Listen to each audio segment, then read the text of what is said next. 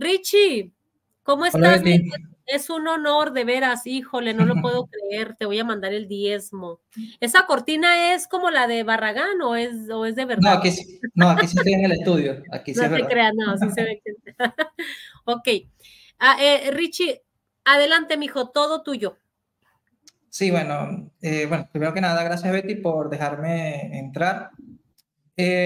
Aprovecho para hacerle la invitación pública, ¿no?, a Guido, ¿verdad? De dialogar este tema o hacer una mesa redonda entre católicos, porque realmente es un tema que entre católicos podemos tratar.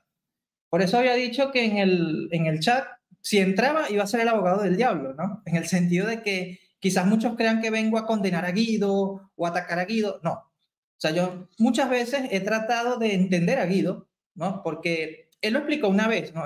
Hay una diferencia entre un teólogo o una persona que estudia teología, que hace teología, y una persona que es apologeta, ¿no? El que hace apologética y el que hace teología.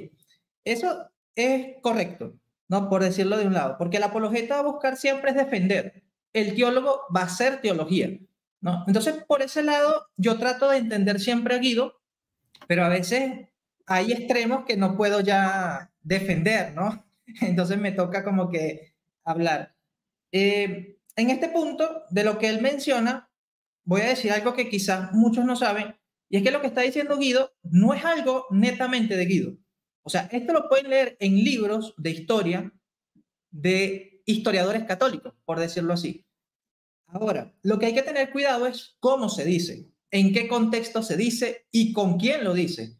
Porque no es lo mismo un libro de un historiador católico hecho para católicos, ¿verdad? Que ninguno duda del primado de Pedro, del primado jurisdiccional, ¿verdad? Que conoce que hay un desarrollo, a diferencia de que tú le digas a un protestante, y sobre todo a un anticatólico, no, no existió el primado jurisdiccional. Oye, el protestante no lo va a entender.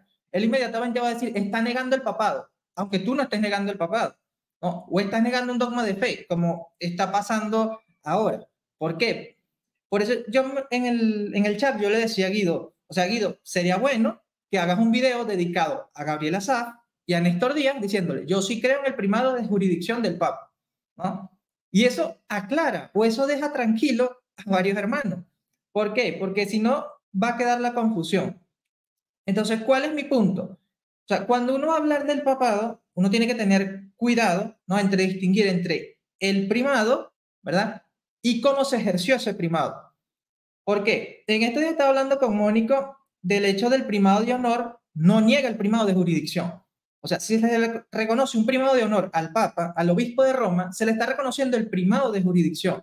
Y esto no lo digo yo. O sea, esto lo pueden leer en cualquier libro sobre el papado, o sea, especialmente sobre el papado, ¿verdad? En un tono, vamos a decirlo así, apologético. ¿Y por qué digo esto? En un tono apologético y no solamente histórico, porque en un tono apologético se van a tratar las objeciones que presenten historiadores protestantes, católicos, ortodoxos. ¿Por qué? Porque la historia siempre la vamos a contar de acuerdo a lo que consideremos que debemos transmitir. En cambio, en un tono apologético se va a dar respuesta a diferentes puntos de vista. Yo, por ejemplo, recomiendo el libro, no sé si Betty me permite compartir pantalla, porque hay un libro muy bueno, no sé si Guido lo conozca o los hermanos, ¿verdad? Ponlo, ponlo. Ajá. A ver, voy a compartir por acá. El libro originalmente está en inglés, pero bueno, yo lo he traducido al español porque es imperdible. Este libro es de Adrián Fortescue, esta es la cuarta edición, ¿verdad? El papado temprano hasta el Sínodo de Calcedonia del año 451. Ven, el papado primitivo al Sínodo de Calcedonia en 451. O sea, se habla de los primeros 5 siglos de la historia de la iglesia, pero enfocado en el papado, porque es un libro que trata del papado, no simplemente de la historia de la iglesia, ¿no? Es un libro escrito por un sacerdote católico inglés, ¿verdad? Influyente liturgista, artista, calígrafo, compositor, políglota, fotógrafo aficionado, erudito bizantino, es decir, oriental, y aventurero. Y bueno, para de contar con su currículo, ¿no? Solamente para que se tenga presente. Y fíjate los tópicos que trata, ¿no? Trata la apelación a la antigüedad, el papado constitucional, cuáles son las pretensiones papales. O sea, sería una respuesta a esas pretensiones papales que nos acusan de haber inventado, ¿no? Los anglicanos, los ortodoxos, pero en realidad viene desde prácticamente el siglo I, o sea, desde San Pedro. Y fíjate aquí está la parte de la jurisdicción, dice, la jurisdicción del Papa, ¿no? O sea, Guido me preguntaba ejemplos de primacía jurisdiccional por parte del obispo de Roma. Yo creo que lo primero que hay que entender es que primacía jurisdiccional del obispo de Roma es que el obispo de Roma se mete en los asuntos fuera de Roma, o sea, en las iglesias fuera de Roma. Ya eso es primado de jurisdicción. Independientemente de que lo aplique siempre, el hecho de que lo haya aplicado en el primer milenio ya confirma el primado jurisdiccional del obispo de Roma. Y o aunque sea en uno. Exacto. O aunque sea en uno. Y los ortodoxos hasta lo han reconocido. Es decir, los ortodoxos hasta lo han reconocido. Protestantes lo han reconocido en diferentes etapas, pero hablamos del primer milenio del cristianismo. Por ejemplo, yo tengo por acá unas diapositivas. Este es de un tema que yo hice sobre el papado, ¿verdad? Sobre el primado de Pedro específicamente, y yo lo explico de esta manera, ¿qué es el primado de Pedro? Porque hay que comenzar aclarando qué es el primado de Pedro. El fundamento bíblico, ¿no? El primado de Pedro en los primeros siglos del cristianismo y preguntas que pueden hacer las personas. Entonces, aquí, bueno, aquí es el fundamento bíblico. Aquí presento también que el mismo Juan Calvino reconocía el primado de Pedro. Es decir, el hecho de reconocer que alguien estaba a la cabeza de la iglesia es indiscutible. O sea, eso lo reconoce tanto católicos, protestantes y ortodoxos. Ahora, el problema es la forma de ejercer esa primacía, ¿no? ¿Por qué? Porque esa idea de primus inter pares, primado de honor, eso es reciente. O sea, eso no se ve en el primer milenio del cristianismo, ¿sí? Esas más bien son ideas para rechazar lo que durante 1000 años reconoció el cristianismo, ¿sí? Y esto lo dice, es un teólogo ortodoxo de este libro que también les recomiendo, ¿verdad? For the Unity of All, de John Panteleimon Manousakis. Es un libro de un teólogo ortodoxo griego, y miren nada más quién nace el prólogo del libro, el patriarca ecuménico Bartolomé, es decir, el patriarca de Constantinopla. O sea, este es un libro aprobado por el patriarca de Constantinopla. Y es más, este teólogo ha estado muy cerca en los diálogos ecuménicos entre católicos y ortodoxos, ¿no? Se llama Por la unidad de todos, contribuciones al diálogo teológico entre Oriente y Occidente. Entonces, ¿qué nos dice este libro? Bueno, nos trata sobre la primacía en algunos puntos, como por ejemplo, acá, ¿verdad? Dice, la negación de la necesidad de investir a una persona concreta con el ministerio de la primacía universal equivale a la forma en que algunos, fíjense cómo dice, algunos eruditos ortodoxos, como Antonio Alevisopoulos, Sergio Sacos, etcétera, han intentado interpretar la primacía de Pedro en Mateo 16, 18 y 19 como referida no a la persona de Pedro, sino a su confesión. Asistimos aquí al mismo error de despersonalización. O sea, porque muchas veces se quejan, Mateo 16, 18 no trata sobre el papado, no trata sobre el primado. Sí, trata sobre el primado. Es uno de los textos que confirma el primado de Pedro. Y los ortodoxos lo saben, pero hay ortodoxos que son más del partido antipapal que buscan negar esto, ¿no? Pero este teólogo ortodoxo se le está diciendo, no hay que hacer una distinción entre la persona de Pedro y la confesión. O sea, para entender Mateo 16, 18, tú entiendes que quien hace la confesión es una persona. Por lo tanto, a quien va dirigido la respuesta es a la persona, que en este caso sería San Pedro. O sea, esto sobre el tema de quién es la roca, ¿no? De Mateo 16, 18. Dice por acá, dice, asistimos aquí al mismo error de despersonalización que vemos en los intentos de asignar la primacía basándose en la regla de fe, el rito común o el sínodo ecuménico, por citar solo algunos ejemplos. Sin embargo, no es así como los padres orientales entendieron el pasaje del Evangelio de San Mateo. Entre los muchos ejemplos, escogemos uno, el de una carta dirigida al Papa León por San Teodoro el Estudita. San Teodoro escribe, puesto que Cristo el Dios dio al gran Pedro, junto con las llaves del reino, el oficio de la primacía pastoral es a Pedro, es decir, a su sucesor, a quien hay que referir cualquier innovación que intenten los que yerran de la verdad. Es esto lo que a nosotros, los humildes y los últimos, nos han enseñado siempre nuestros padres. O sea, ¿quién es el que se va a apelar en última instancia? Siempre es el obispo de Roma. ¿Por qué? Por ser el sucesor de San Pedro. O sea, si eso no es primado jurisdiccional, O sea, que alguien lo explique, ¿no? Entonces dice John Panteleimon Manuzaki, dice, es interesante observar en el caso de esta carta que San Teodoro afirma 3 puntos pertinentes a nuestra discusión. A, que Pedro y posteriormente su sucesor recibe de Cristo una cierta primacía de acuerdo con Mateo 16-18, que esta primacía es personal, es decir, ejercida por una persona, y que esta opinión fue siempre enseñada por nuestros padres.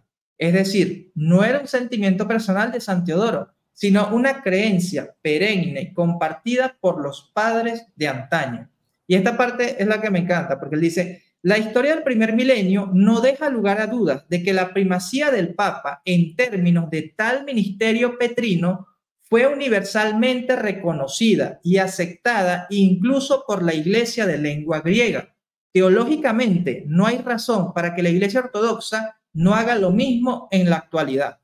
O sea, este libro está llamando a la unidad de la Iglesia en torno a que vuelvan a la comunión con el obispo de Roma, a que reconozcan que el último que deben apelar siempre para una decisión de la Iglesia es el obispo de Roma, ¿no? Y que esto siempre ha sido creído por la Iglesia. Y repito, es un teólogo ortodoxo quien está presentando esto, ¿no? Esto va también dirigido al hermano católico ortodoxo, ¿no? Que ahora estaba allí también en el live, ¿verdad? Y esto se lo recalco yo siempre, tanto a protestantes, católicos y ortodoxos. O sea, si tú vas al primer milenio del cristianismo, encuentras la primacía jurisdiccional del obispo de Roma, no simplemente una primacía de honor. Y perdón por extenderme tanto, Betty, pero quería compartir. No, adelante, o sea, si te falta, no. Lo que pasa es que prendí el micrófono por equivocación, pero yo estaba, wow. No, obviamente hay mucho por contar, pero... Es lo que yo leí del documento, del libro que yo leí ay, Dios mío, ¿cómo se llama este? Del manual de teología dogmática de Ludwig.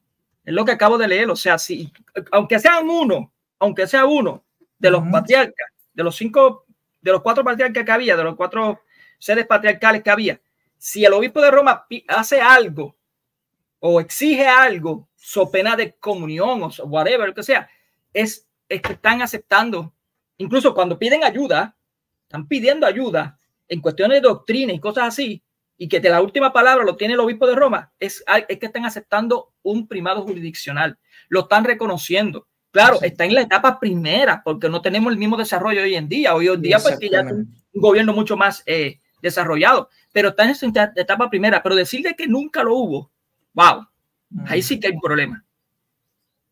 Sí, pero como te digo, esto no es algo de Guido, o sea, esto se ve en libros, lamentablemente, de historia que mencionan esto, pero ojo, aquí sí quiero hacer esta aclaración. Nunca se niega el papado. Lo que hay es una discusión en torno a cuándo se ejerce esta autoridad del Papa. ¿Por qué? Porque no se niega el primado de Pedro en sí. Lo que se discute es más que todo en qué momento se ejerce esa autoridad jurisdiccional del obispo de Roma, pero no se llega al extremo de decir que no fue durante el primer milenio. ¿Por qué? Porque hay diversos casos donde se aplica. Y voy a citar aquí ahora a un teólogo protestante, o historiador protestante, mejor dicho, anglicano, ¿no? Dice por acá, bueno, primero voy a citar el caso del Papa Julio I, ¿no? Dice, confesamos ahora ante su bondad y en presencia de todos los presbíteros, nuestros hermanos, que todos los informes que hasta ahora han llegado a sus oídos con respecto al caso del mencionado Atanasio son falsedades y fabricaciones y son totalmente inconsistentes con su carácter, por lo cual deseamos vivamente la comunión con el antedicho Atanasio, sobre todo porque vuestra piedad, con vuestra generosidad característica, se ha dignado perdonar nuestro error. Pero también declaramos que si en algún momento, y fíjense quién habla aquí, los obispos orientales o incluso el mismo Atanasio deseasen sin generosidad llevarnos a juicio por este asunto, no nos apartaremos en contra de vuestro juicio, es decir, del juicio del Papa Julio I. Esto se encuentra en las cartas de San Atanasio de Alejandría, en la Apología contra los Arrianos, capítulo 4, 58. Y aquí quiero citar a Trevor G. Halland, ¿verdad? En su libro La Iglesia y el Papado. Este es un historiador anglicano, pero su libro trata sobre el papado. Pero como dice Eric Ibarra, que es un apologeta católico especializado en el tema del papado, dice que este libro es digno de conocerse porque aunque es de un anglicano, es ciertamente objetivo, ¿no? Al tratar ciertos escenarios sobre el papado o que se ve inmiscuido el papado. Pero respecto a lo que acabo de leer anteriormente, él dice lo siguiente: es dudoso que incluso el propio Julio se diera cuenta del tremendo significado de su invitación, porque si lo hubiera deseado, no podría muy bien afirmado de una manera más inequívoca una primacía de jurisdicción para su sede, que ahora emerge por primera vez a la luz de la historia. O sea, este historiador anglicano reconoce una primacía de jurisdicción desde la Iglesia de Roma en el año o en el siglo IV, con el pontificado del Papa Julio I. La discusión entre los historiadores siempre va a estar aquí. ¿Por qué? Porque hay otros que lo van a ver desde el Papa Clemente. Por ejemplo, el historiador presbiteriano Philip Schaff, él dice lo siguiente respecto a la carta del Papa Clemente a los Corintios, que creo que todos la conocemos, ¿verdad? La carta del Papa Clemente a los Corintios. Pero fíjense lo que comenta Philip Schaff, un historiador protestante presbiteriano. Él dice: el primer ejemplo del ejercicio de una especie de autoridad papal se encuentra hacia fines del primer siglo en la carta del obispo romano Clemente a la afligida y distraída iglesia de Corinto. Y él razona por qué llega a esta conclusión. Él dice: esta epístola, llena de hermosas exhortaciones a la concordia, al amor y a la humildad, fue enviada como lo demuestra la misma dirección. Bueno, aquí comenta la parte de que fue un colegio de presbíteros y no fue solamente Clemente, ¿no?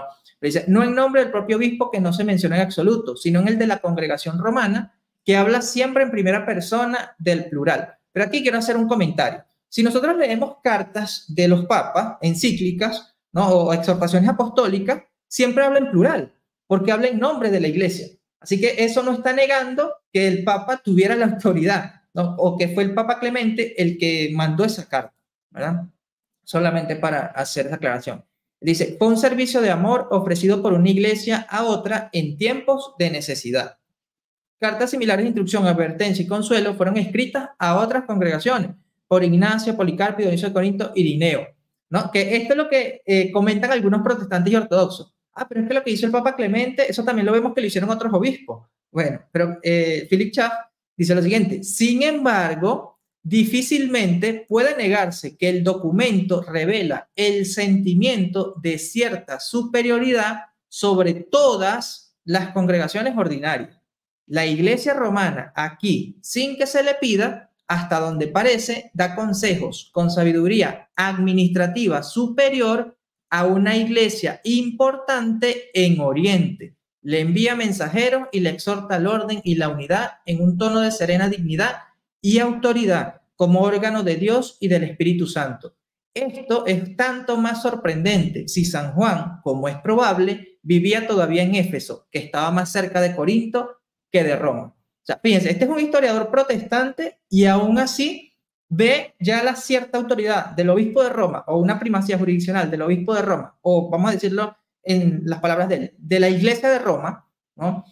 En el siglo I, ¿no? Finales del siglo I, con la carta del Papa Clemente a los Corintios.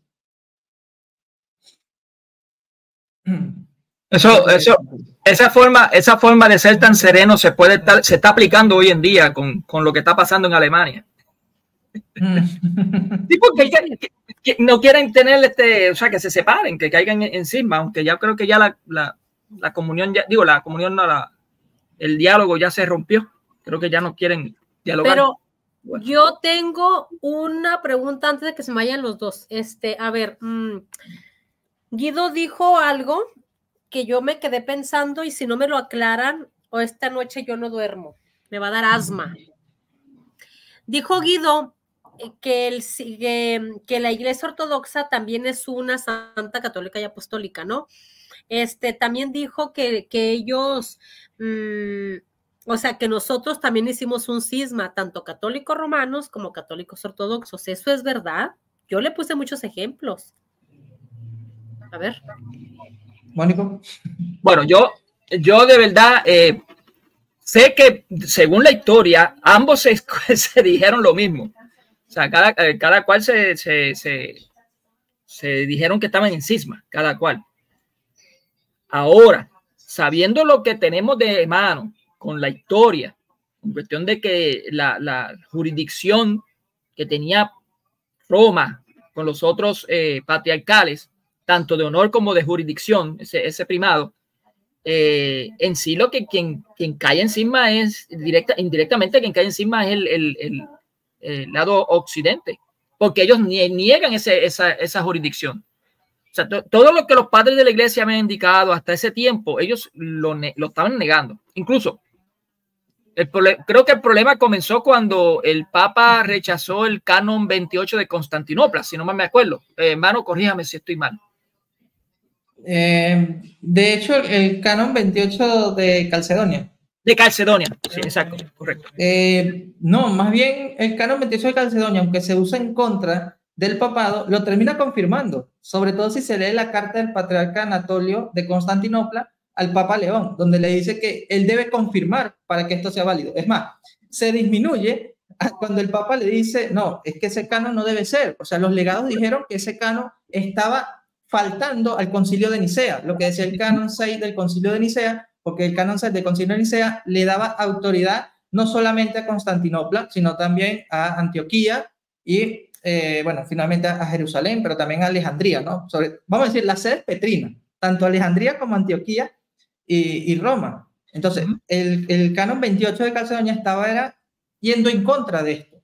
Y por eso el Papa se opuso. No es como muchas personas dicen que no, el Papa se opuso porque quería imponer su autoridad. No, quería salvar la autoridad que tenía tanto la iglesia de Antioquía como la de Alejandría. ¿Por qué? Porque las querían dejar a lo último. Y claro, posteriormente, Constantinopla, digamos que agarró un gran poder también por los emperadores de Oriente, y esto logró que ellos se alzaran también, ¿no? Que vino lo del cesaropapismo, el término que se vino dando posteriormente.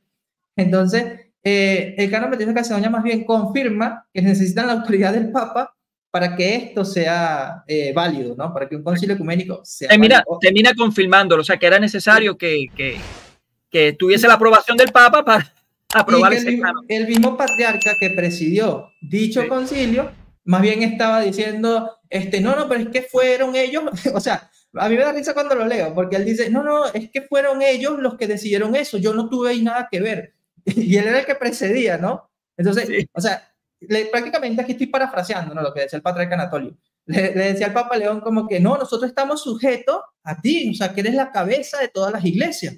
O sea, yo no tengo nada que ver, o sea, yo lo leo y me pongo a verlo de esa manera, como que el patriarca dijo, no, pero es que fue culpa de ellos fueron los que metieron ese canon ahí y nosotros no.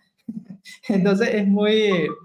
Sí, pero en sí donde se vio bastante como estaba diciendo, bastante bien esa enmarcación, o sea, ese rechazo, fue ahí más o menos, o sea, que se vio bastante rechazo, pero bueno, según lo que dicen los protestantes. Sí, recordemos que ya habían habido otros cismas también en Oriente, y aquí creo que va lo de la pregunta de Betty, ¿no? Porque la cuestión del cisma es un desarrollo, o sea, fíjate que nosotros ahora tenemos el Código de Derecho Canónico que nos define lo que es herejía, cisma y apostasía. Pero antes no existía como tal esas distinciones. Estaban juntas. Sí, prácticamente, ¿no? Se usaban de manera intercambiable. De hecho, todavía hay canonistas o teólogos que asumen que el cisma es una herejía. Y de hecho, hay encíclicas de papas que dicen que ya el cismático es hereje. Entonces, eso para que lo tengamos presente. Ahora, con la cuestión del cisma, ya prácticamente desde los primeros concilios ya se comienza a andar que cisma es aquel que se opone a la autoridad del obispo de Roma. ¿Por qué? ¿Por qué te digo esto? Porque la mayoría, cuando veía que alguien caía en cisma, apelaba al obispo de Roma para decir, oye, pero esta persona está bien o está mal, ¿no? O sea, lo vemos a lo largo del primer milenio, ¿no? En todos los casos de disputas que se daban. Es más, hay un testimonio, no sé si ahora lo tengo, que es de Nicéforo, si no me equivoco. Uy, no lo tengo aquí ahora a la mano. Pero que él dice que si alguien quiere clausurar un concilio, perdón, el emperador quiere clausurar o eliminar un concilio ecuménico, no puede hacerlo si no tiene la aprobación del obispo de Roma. ¿Qué te dice esto? Que el obispo de Roma es el que tenía autoridad para decir, este es un concilio ecuménico, este no. Si yo no lo apruebo, no es ecuménico. Ahora, el caso con el concilio de Calcedonia no es que se opone a todo lo que se dijo en el Concilio de Calcedonia. Simplemente es el canon 28 por esas pretensiones que quería el patriarcado de Constantinopla. Pero que repito, ni siquiera Anatolio, siendo el patriarca, estaba del todo de acuerdo, ¿no? con eso. Obviamente los protestantes van a decir que la posición de Guido en cuanto a eso es honestidad, porque obviamente ellos tienen que rechazar el primado jurisdiccional. Eso es lo que van a decir. Claro. Pero Guido, la posición de Guido, a lo que estamos viendo y a lo que están diciendo, no es correcta. O sea, Guido, claro, él está tratando de decir de que hay un desarrollo, pero porque hay un desarrollo no significa que nunca lo hubo. Claro. O sea, nunca.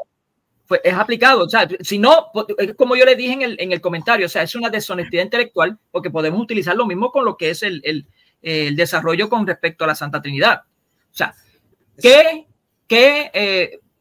la Iglesia creyó siempre en la Santa Trinidad desde el principio, que fue lo que respondió Guido, el hermano Guido. No, habían dos posturas. Mónico. Había dos posturas, había una que era ortodoxa y había otra que era heterodoxa. Lo mismo ocurre con la jurisdiccional. Había una postura que era ortodoxa y otra que era heterodoxa. Pero fíjate cómo lo explica Michael Smaus, ¿no? Fíjate cómo Michael Smaus explica el primado de Pedro o el papado. Y para quienes no sepan quién fue Michael Smaus, fue el profesor nada más y nada menos que del Papa Benedicto XVI, ¿no? Cardenal Joseph Ratzinger. O sea, me quité el sombrero, está bien. Sí, mira lo que él dice. Es del todo imaginable y comprensible que un cristiano del siglo I o II apenas pudiera reconocer a primera vista el primado del apóstol Pedro en el fenómeno del papado moderno. Lo mismo que no podría reconocer la figura de una planta madura en una semilla recién germinada. En la medida en que los papas comprometen el pleno poder que Cristo les ha dado a favor del reino de Dios y de la salvación de los hombres según las exigencias del tiempo, el primado asciende a un grado superior. La figura respectiva del primado está pues determinada por el modo en que son realizados los plenos poderes creados por Cristo. Está en consecuencia caracterizada tanto por las circunstancias temporales como por el carácter personal del portador del poder. Es decir, no vamos a ver el papado en los primeros siglos a como lo vemos actualmente porque se está desarrollando, o sea, es como una planta, ¿no? O sea, está germinando, está en proceso y todo depende de las circunstancias. Lo mismo que la Trinidad. Exacto, en cada circunstancia puede que actúe el primado de Pedro y en otras no. Pero el hecho de que ya actúe en el primer milenio ya te confirma el primado jurisdiccional del obispo de Roma y lo que dice Pastor Eterno, ¿verdad? Que el primado de jurisdicción siempre ha estado en la iglesia, eso es cierto, porque desde que Cristo le da esa autoridad a San Pedro y San Pedro la transmite a sus sucesores, esta va a estar allí independientemente de que la usen o no.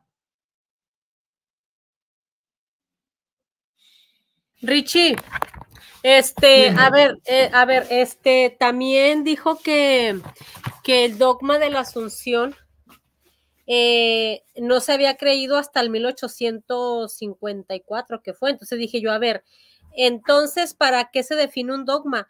Lo que le dije yo es que, o sea, cuando se define un dogma es porque en eso que han creído los cristianos se está viendo atacada por alguien dentro de la iglesia. ¿Estoy bien o estoy mal, Mónico y Richie? Es lo que dije. O sea, Guido está pensando como creen los protestantes. Él cree que cuando comienza el dogma es porque se creó la doctrina a partir de ese momento. No, el dogma se crea porque está siendo amenazada la doctrina. Desde siempre se ha creído la Asunción de María. Siempre. Claro, hay unas menciones ya en el siglo III, en el siglo IV, unas menciones porque habían docetas que estaban negándolo. ¿Entiendes? Y no es hasta mucho tiempo después, cuando aparecieron los protestantes, que empezaron a negarlo más, que ya fue bastante, o sea, ya fue mucho, que se dogmatiza. ¿Por qué? Porque estaba siendo amenazada. Estaba siendo amenazada. Pero bueno, la Asunción de María yo creo que no fue amenazada nunca por la Iglesia Ortodoxa. Ellos creen lo que se llama la dormición de María, que tiene que ver con eso. Entonces, si tanto los protestantes apelan con, no, que la Asunción de María, que fue un dogma, que es 8 cuartos, pues entonces vayan y crean entonces lo que creen en los ortodoxos, que creen en la dormición de María. Ellos no lo tienen como un dogma. Pues creen entonces lo que dice los ortodoxos. Pero no lo van a hacer. Ese es el problema del hermano Guido. Pues entonces que crea lo que dicen los ortodoxos en la dormición de María. Que lea lo que es la dormición de María. Solamente que lo lea. No es un dogma. Así es. No, y es más, con el caso de la Inmaculada Concepción, Ya hay teólogos ortodoxos que defendían la Inmaculada Concepción. Por ejemplo, los de la escuela de Kiev en Rusia, en el siglo XVII, XVIII, ya defendían la Inmaculada Concepción. Y por eso eran atacados por ortodoxos que eran antipapales. ¿Por qué? Porque decían que esa era una doctrina latina, que esa era una doctrina papista, ¿no? Esos mismos términos que usan los protestantes anticatólicos también lo vemos en ortodoxos antipapales, ¿no? Entonces, ya la creencia en la Inmaculada Concepción estaba presente, tanto en Oriente como en Occidente. Lo que no se había era definido como dogma, porque ciertamente no había todavía la necesidad de hacerlo. Ahora, con el caso de la Asunción de María, cuando se da la discusión sobre el Concilio Vaticano I para la infalibilidad del Papa, también se estaba dando justamente un avance en proclamar como dogma la Asunción y la Inmaculada Concepción. Y esto lo dice un historiador ortodoxo, que, bueno, fue luterano y luego se convirtió en ortodoxo, que es Jaroslav Pelikan, ¿verdad? Y estos datos son importantes considerarlos, porque ahí uno se da cuenta que no fue un capricho del Papa, como que, yo quiero proclamar este dogma porque sí. No, esto ya se venía gestando dentro de la Iglesia y ya estaba presente. O sea, lo que no estaba definido como dogma, que el ejemplo que da Mónico de la Trinidad. O sea, la Trinidad estaba presente, pero fue definido como dogma ya posteriormente, ¿no?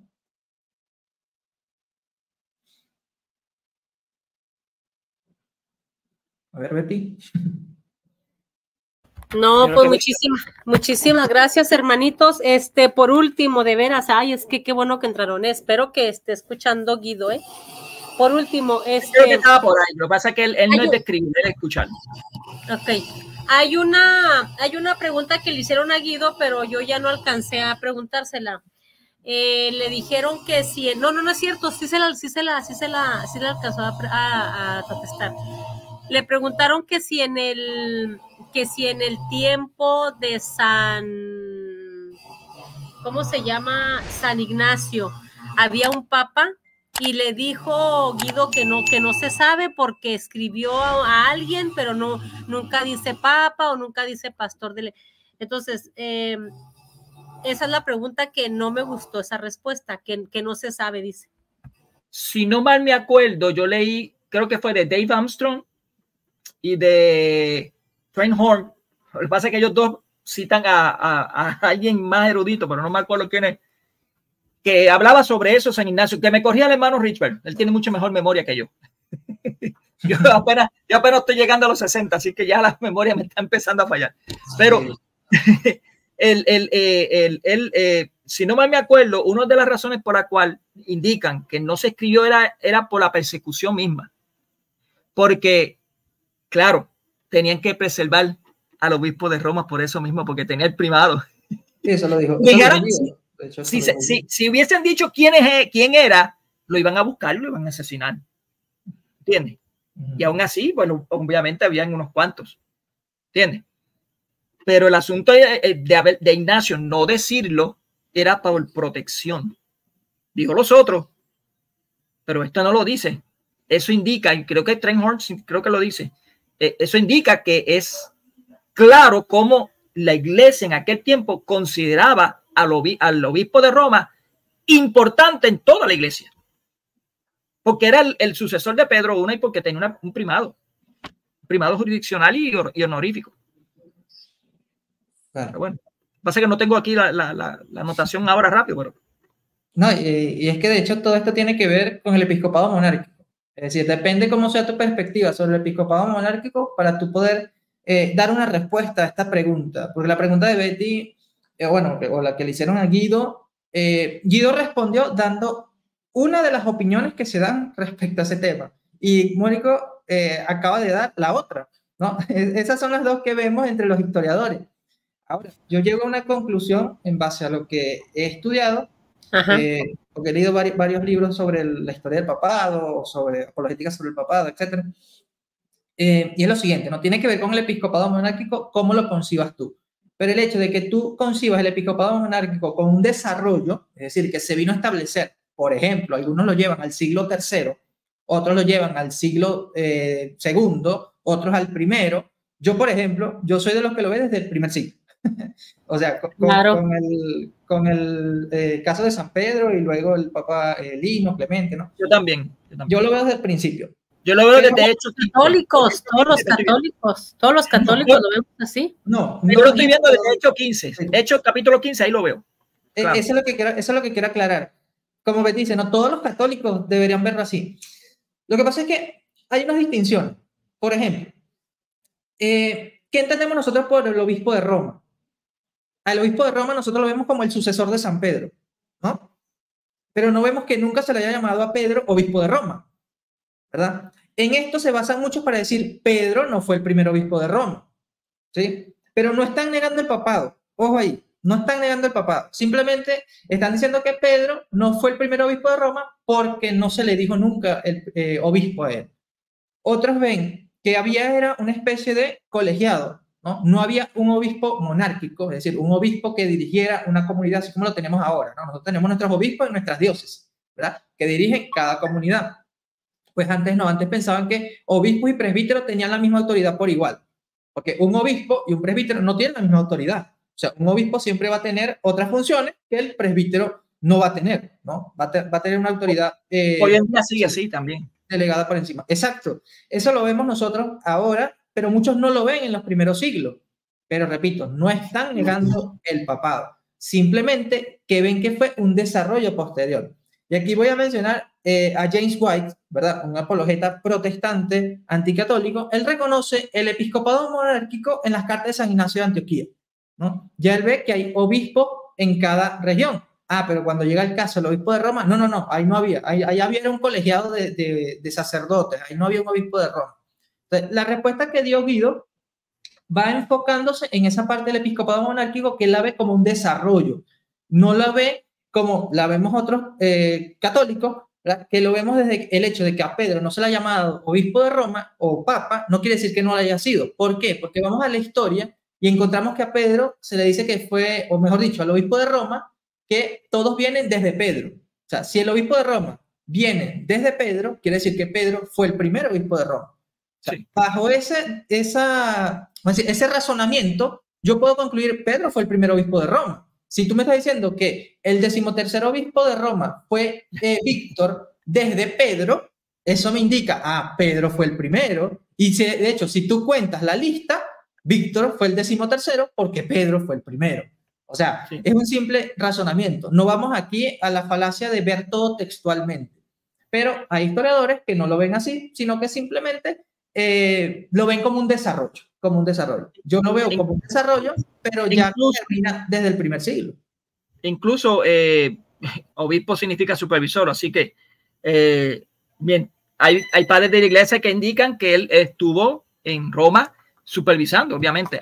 Por cierto, una de las apelaciones que indica varios apologistas protestantes que ya había una comunidad de cristianos en Roma que no se puede utilizar, que no podemos utilizar y decir que el Papa, que Pedro fundó la iglesia en Roma porque ya habían comunidades cristianas. No, es que para los padres de la iglesia y para la iglesia primitiva, los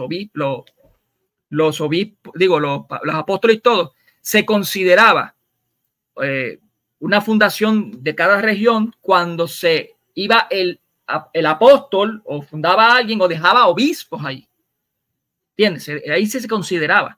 Por tanto, hasta que no fue Pedro a Roma, que se cree que fue rápido, o sea, no fue así. Y dejó obispos en Roma, no se consideraba una fundación. O sea, sí. Ahora, otro error también que creen los protestantes, pero es que la Iglesia Católica, ustedes dicen que es la Iglesia Católica Apostólica de Jerusalén, no romana, porque la Iglesia fue fundada en Jerusalén. Es que el primado, Pedro, no está en un lugar, está en la persona.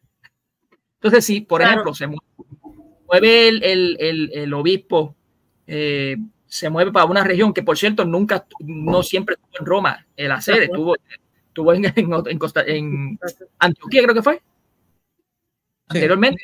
De hecho, eso es lo que quería compartir, un video de un sacerdote ortodoxo explicando esto, ¿no? Para que no digan que solamente los católicos lo creemos. Este video, Betty, si lo puedes compártelo. Richie, antes de que lo compartas, lo lo que decías es como por ejemplo, como el purgatorio, ¿no? El purgatorio lo conocemos con la palabra purgatorio como tal después, o sea, en los primeros siglos no se le llamaba purgatorio, se le llamaba fuego purificador, lugar de purificación, ¿no? Sí, sí, exacto. Tenemos, en primer lugar, que la Iglesia de Roma es fundada por Pedro y Pablo, y es entre el año 64 y 67 que Pedro es el primer obispo de la ciudad de Roma.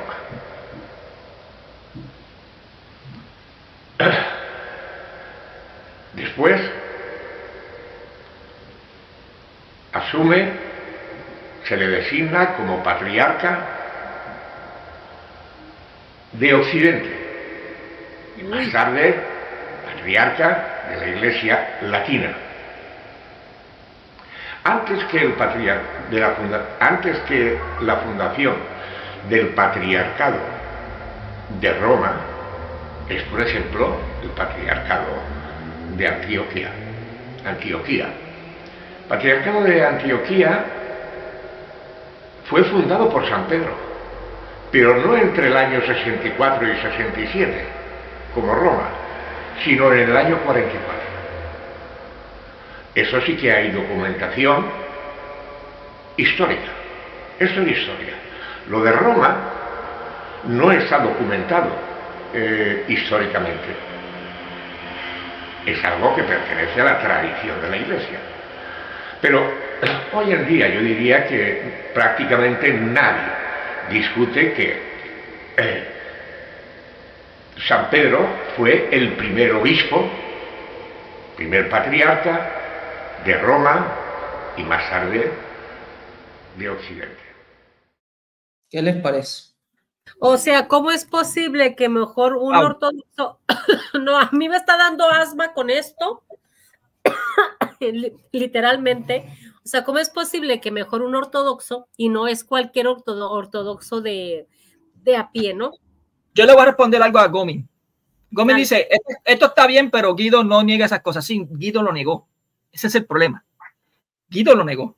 Sí, porque, sí lo negó. Y di el ejemplo claro. Si yo digo ahora mismo, como no hubo dogma hasta el siglo IV sobre la Trinidad, puedo decir que nunca se creyó en la Santa Trinidad. ¿Será eso un error? ¿O será correcto o será un error? No, porque es que hay un desarrollo, claro, hay un desarrollo. No pero solamente dijo eso, Mónica. Él habló, cuando yo le hice esa pregunta, el mismo Guido aceptó. No, es que habían dos posiciones. ¿Desde dónde? ¿Desde el comienzo? Claro, él dijo desde el comienzo. Habían dos posiciones. Pues entonces, eso no niega que nunca se creyó en la Santa Trinidad. Pero al yo decir en un video que nunca hubo un primado jurisdiccional, es lo mismo que decir que nunca hubo una Trinidad. Es lo mismo. Es el mismo concepto. Debió tener cuidado con lo que decía y a quién se lo decía, ¿no? ¿Y a quién se lo decía? Muchachos, sí, pero a ver, el problema es que esta no es la primera vez, que lo hizo Guido. Y voy a repetir otra vez, se lo digo como hermano y yo espero que él pues cambie su forma de pensar. Esto se considera ya pertinaz, porque esto ya pasó ya más de un año y ha dicho lo mismo. Y esto es pertinaz, ya no es material, es pertinaz. Y yo no sé si él está de acuerdo con Hans Kuhn de que Adán y Eva no existió. Sí, mira, porque, a ver, estamos hablando de la doctrina de Guido, no lo estamos atacando personalmente, pero querido Mónico, Richie, Gomas, Guido también dijo que durante 1854 años la iglesia no creía en la Asunción de María. Uy, no. Eso no me va a dejar dormir. No. Es por él, yo repito, él está confundiendo la definición de los dogmas con creación de una doctrina. Es el mismo concepto que creen los protestantes. Los protestantes creen que cuando se define una doctrina, un dogma, es que se está creando la doctrina. Y estos quien comenzó a creerlo así fueron los adventistas. Los adventistas y los testigos de Jehová. O sea, ellos creen que cuando hay una definición de un dogma, se está creyendo que desde ese momento se cree en la doctrina, pero no. Cuando se define el dogma es porque está siendo amenazada la doctrina. Ya la doctrina se venía creyendo, ya desde el principio existía. Y aunque el hermano Guido diga, no, yo creo en el primado jurisdiccional, yo creo que sí, pero no ha indicado, nunca ha indicado que lo cree que existió desde el principio. Eso es lo que yo quiero enfatizar. Yo quiero que él haga un video y diga, Guido Rojas cree que desde el primer día, desde el día 1 en que Cristo lo indica, existió el primado jurisdiccional y se practicó en menor grado o en mayor grado, pero se practicó. Eso es lo que yo quiero que él diga. Pero mientras él diga nunca existió, mira, por eso es lo que dice el Concilio Vaticano I. Sí, y no hay modo de defender eso, ¿no? O sea, aquí yo no puedo defenderlo. Yo trato de entenderlo, pero ya cuando él dice nunca, oye, ahí ya vas contra pastor eterno. Es decir, aunque no sea tu intención, es lo que estás haciendo, y sobre todo en ese contexto en el que lo dijo, ¿no? Que yo pienso que fue más por querer llevar la contra a José Plasencia que por querer tocar lo de la hermana Cruz. Incluso cuando yo lo escuché la primera vez, yo dije, yo espero que eso aparentemente, así se lo dije, aparentemente fue un lapsus linguis. O sea, fue que le falló la lengua. ¿Entiendes? Sí, él lo dijo. Yo lo indiqué, incluso lo indiqué, no sé en qué canal fue que oh, Dios mío, ¿dónde fue que lo escuché? En su canal fue, ¿verdad, hermano? Claro, pero ya, sí, pero ya Carlos Veloz había hecho un video llamándole siniestra, ¿no? Eso desconocía, pero yo indiqué que para mí que dijo fue un lapsus linguis, o sea que no, a ver, pero muchas personas lo vieron así por el video que Carlos Veloz había hecho ya con eso. Pero Rich, a ver, es que mira, Veloz es un hechicero que nada más está buscando a ver qué dice el católico para ir a... Pero conmigo se porta bien. Él conmigo se portó bien hasta los otros días.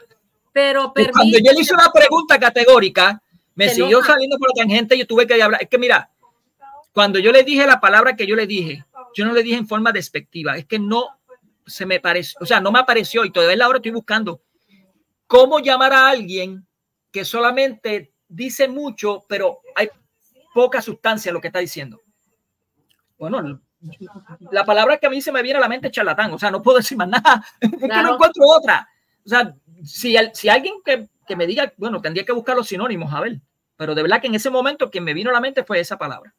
Pero no a ver, hermanos, miren, yo sí voy a defender a Guido en esta palabra que le dijo a Cruzita, que le dijo siniestra. Lo que pasa es que él dice que no sabía cómo se apidaba, y es que sí, porque Guido es muy... Así es, Guido. Por ejemplo, cuando yo saqué la iglesia de Barragán, él le decía la iglesia michoacana y no sé qué, le dije, es la iglesia de Michoacán, Guido. O sea, es que él hacía. Entonces, cuando ya se dio cuenta que se apellida Iniesta, Guido ya pidió. Yo le di un consejo al hermano Guido Rojas. Cuando esté con los hermanos protestantes, puede llamar a la iglesia, no hay problema. Pero cuando haga una catequesis para nosotros, católicos, tanto protestantes como católicos, llámele como dice el documento, comunidad eclesial. Así sencillo, comunidad eclesial. No le llame iglesia. Y ese, pues, es un consejo que le voy a decir. Ya que quiere ser muy fiel a lo que dice el magisterio, pues vamos a usarlo así. Aunque para no confundir sería mejor decirle comunidades eclesiales, ¿no? Porque... Sí, no, claro, eso sería lo más esencial, pero bueno. Miren quién llegó aquí. Gomitas los va a refutar. Gomitas los va a refutar a los dos. A ver, Gomitas. Ya me dio pereza escuchar a Gomin y todavía no he empezado. No, es que... Yo voy un ratico más porque ahorita tengo programa también. Yo estoy de hacer mi arroyo, estoy por comer. Ya vámonos. Bueno, muchísimas gracias, Gomitas, por estar aquí. Dios los bendiga. Vaya, te creas. Adelante, Gomi, ya para irnos. No, es que a mí lo que no sé si me parece extraño, me indigna o que no sé qué me causa. El hecho de que este problema pasó hace casi un año con Guido. No sé por qué lo vuelven a sacar.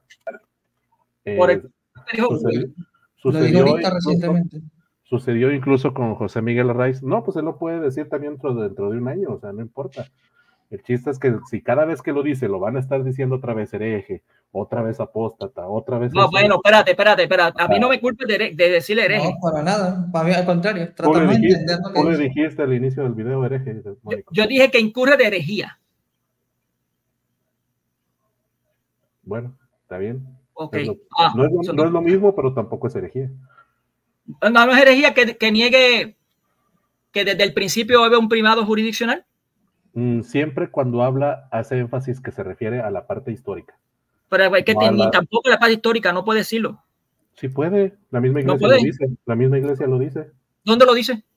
En la época cuando fue el problema con José Miguel Arraiz, no sé si no lo ha sacado últimamente, pero hay un diálogo con los ortodoxos precisamente del primado de Pedro. Yo lo leí. Eso es un documento de ortodoxo en diálogo. No es algo oficial que se ha llegado en conclusión.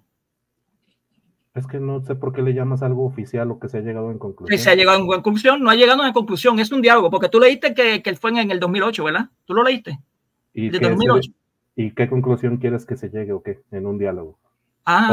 ¿O qué crees que es? No es algo conclusivo. No, por eso, entonces, ¿qué crees que sea? Escúchame, es algo que dicen, es la posición ortodoxa no, es la católica. respecto a ese primado. No, eso es lo que dice ese documento. Es la posición católica. No, es la posición ortodoxa. Es la católica, léelo bien. Es la ortodoxa. Es la católica. Es la ortodoxa. Es la católica. no es ninguna de las dos. En realidad es opiniones de teólogos de ambos lados. Es de ambos lados, no es opiniones. Pero no es ortodoxa. Tampoco son opiniones. No lo es. A ver, yo le voy a preguntar algo a este muchacho. A ver, yo le voy a preguntar algo. Mijo, a ver, si yo como católica digo que la asunción de la Santísima Virgen no se creyó hasta el 1800, que ningún cristiano lo creía, ¿eso está bien? No, ahí sí. Eso lo dijo Guido. Entonces sí lo puede decir con lo jurisdiccional, en serio, Golmin. Y eso... Doble vara.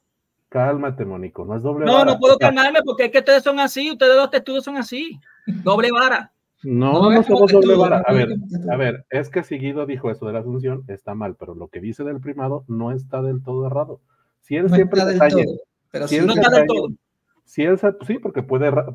Bueno, vamos a leer, vamos otra vez Concilio Vaticano. Lo leíste el Concilio Vaticano primero, ¿verdad? Sí, esa es la parte dogmática. Siempre Guido ha dicho también, la parte dogmática no la niega. Entonces, a mí me gustaría que dijera. Eso lo dijo, ya, eso es lo que te iba a decirte. Sí. Todo lo que tú dijiste hace 5 minutos, me gustaría que Guido dijera esto, todo eso lo dijo en su video de ayer. Sí. Ok, la parte dogmática dice que según la historia, desde en principio se ejerce, ¿verdad? La parte dogmática dice que desde el principio Cristo le dio la jurisdicción a Pedro, que por eso le decimos que se ejerce. ¿Se ejerce? No se ejerce desde el primer siglo. ¿Sí? Vamos a leerlo.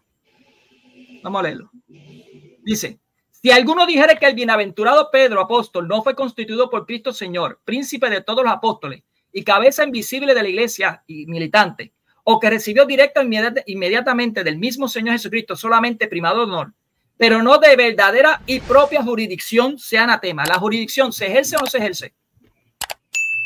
Dice recibir. Yo no se ejerce la... Guido, a ver, tú leíste la palabra recibir. No leíste la palabra ejercer.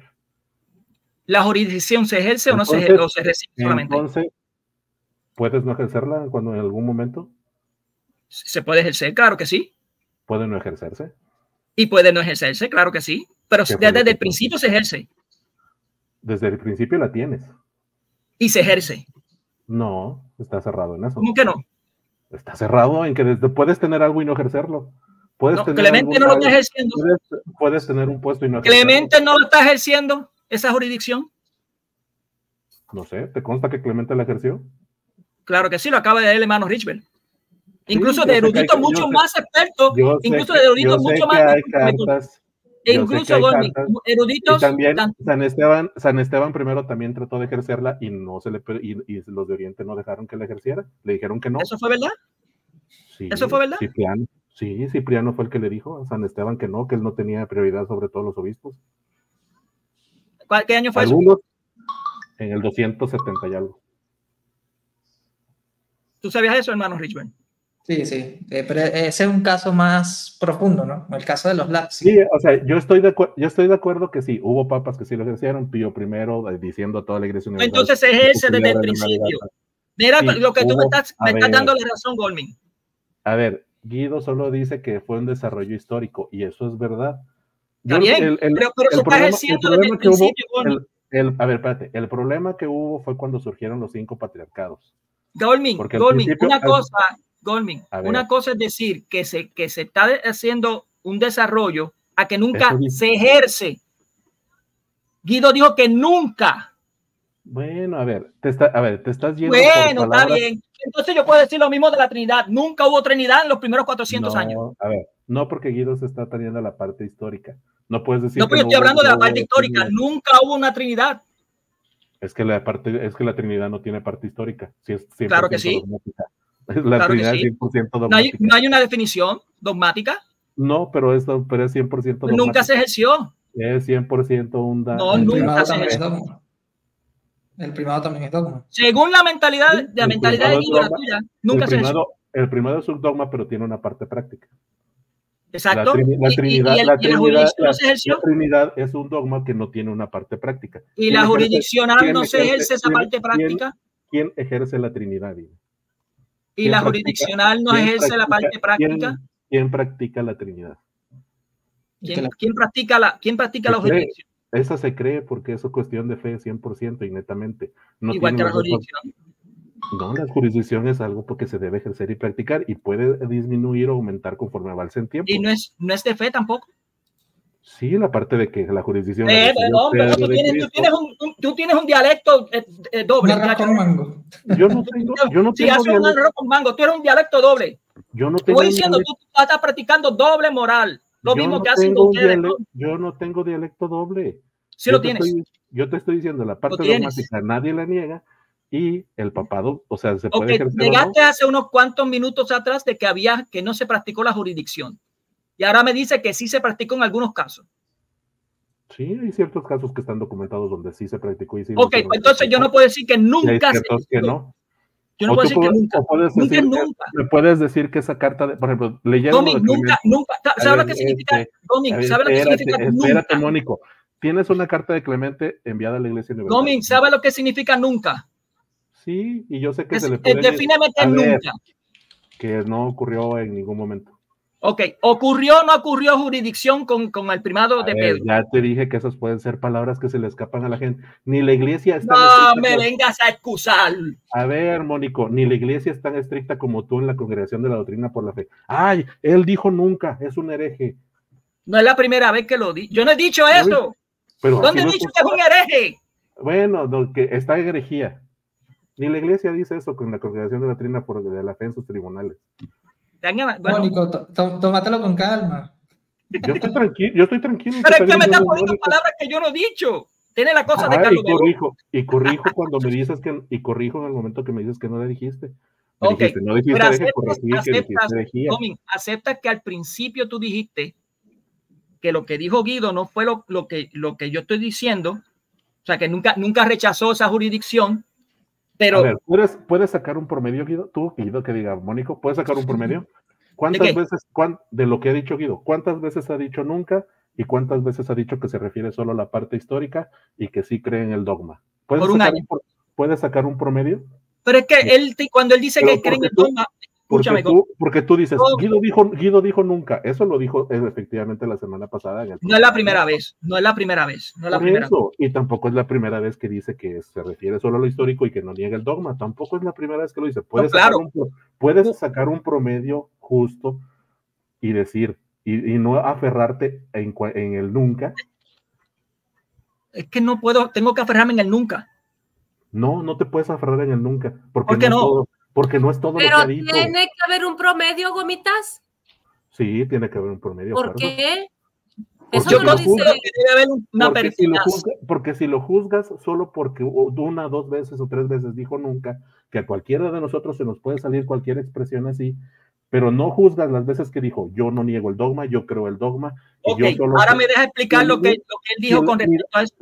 Por eso nadie le dijo hereje, no le estamos diciendo hereje. Eso ya corregí que no le dicen hereje. Gómez, escúchame.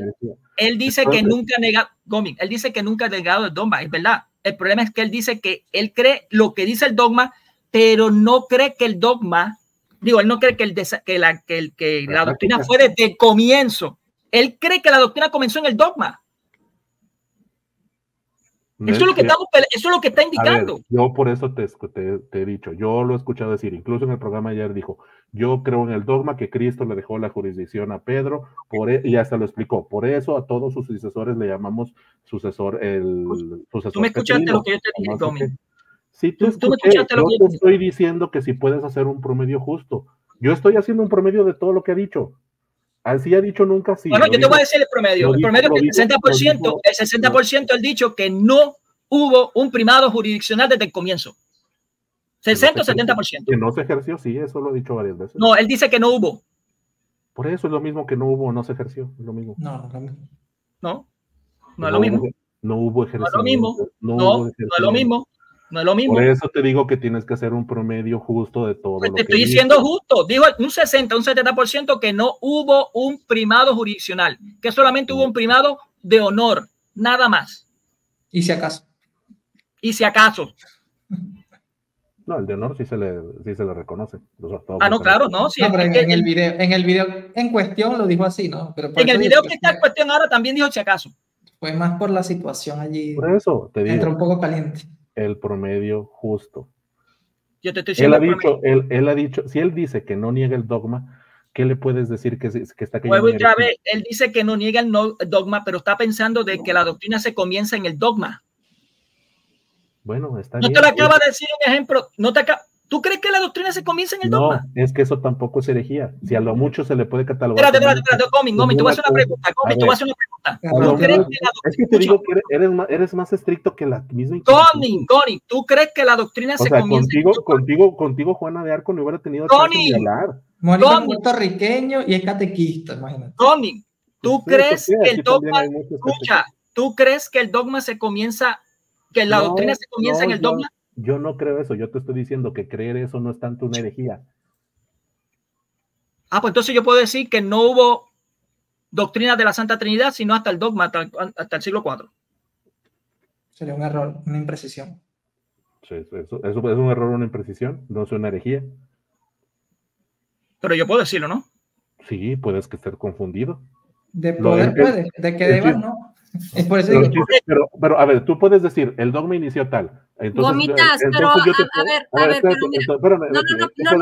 mira, no es herejía decir que la doctrina es un anatema, y eso lo dice el mismo dogma. A ver, mira, ahí te va. Así es. Dale. Ok, Guido dice que a lo mejor que la Asunción se empezó a creer cuando se dogmatizó en el siglo XIX. Ok. Ahora le preguntas a Guido, ¿la crees? ¿Crees el dogma? Te va a decir que sí. O sea que decir la herejía es creer el dogma. La herejía es creer la herejía no cree en el dogma, y la herejía, según el dogma, dice que si no lo crees desde un principio eres anatema. Eso dice el dogma. Por eso él lo cree así. El que te vas a decir, niegas el dogma, lo único que le puedes. O sea que para ti, lo único que le puedes juzgar es una confusión.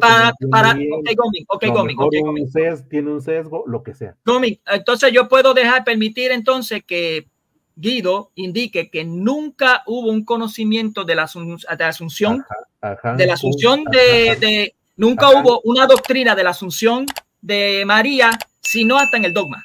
A Hans Kuhn se le dio permiso de atacar. Él no dijo que se confundió, Guido no dijo que se confundió. Se le permitió, Gómez, se le permitió impartir, impartir esa clase y esas enseñanzas así a Hans Kuhn.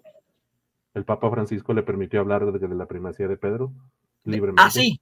Sí. Entonces, ¿por qué lo sacaron de la universidad? Por eso lo sacaron de la universidad, pero le permitió seguir hablando. ¿Pero por qué lo sacó de la universidad? Para proteger a la gente. ¿Por qué? ¿Para qué? Proteger a las personas. A la iglesia, ¿De qué? De su cátedra, de su mala cátedra. Ok. Entonces lo que está haciendo Guido no es una mala cátedra. Sí. Ok, está bien. Listo. Ve que estás usando doble vara otra Ya. vez. No. Hasta que lo hiciste decirlo, Mónico. No, mira, sácalo. No, ya, yo soy el que me voy. Voy a Gracias, aguantarme Mandy. para Nos vemos, decirte lo que Mónico. tengo que decirte. Nos pero vemos, sácalo. Alberto. Gracias, Dale, gracias, Domín. venga. Gracias por tu tiempo. Gracias.